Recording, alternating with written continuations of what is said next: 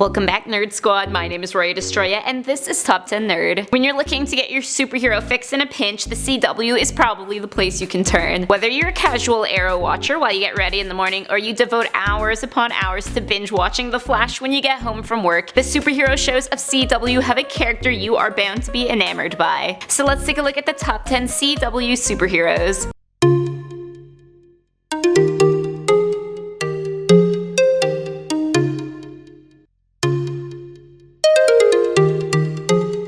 In the number 10 spot is Martian Manhunter. We open up this list with a guy who could potentially be one of the strongest heroes on the list, but has been seriously underutilized. Martian Manhunter is played by David Harewood and had his most prominent role on Supergirl, but we are still holding out some hope that he gets his own series someday. He's lived a life of tragedy and resilience, he's got an incredible power set, and he is just a severely underrated character who deserves his true time in the spotlight. Next at number 9 we have Heatwave. This guy is portrayed by Dominic Purcell. Although introduced as a villain on Flash, Heatwave became a fan favorite on Legends of Tomorrow with his wit and dark humor, his penchant for nicknames, and his flagrant disregard for the rules. We can also relate to his hatred of puppets, those things can be creepy as hell. We're really glad he came over to the light side to better himself as a person because we would hate to have to let him go. In the number 8 spot is Constantine. Matt Ryan plays John Constantine, a man who has amassed quite the little following with his sarcastic remarks and his dealings in the supernatural. Plus the otherworldly good looks don't hurt his ranking. Of course, City of Demons is still fresh out of the oven at the point of writing this video, so we have yet to see what justice it does for the beloved character.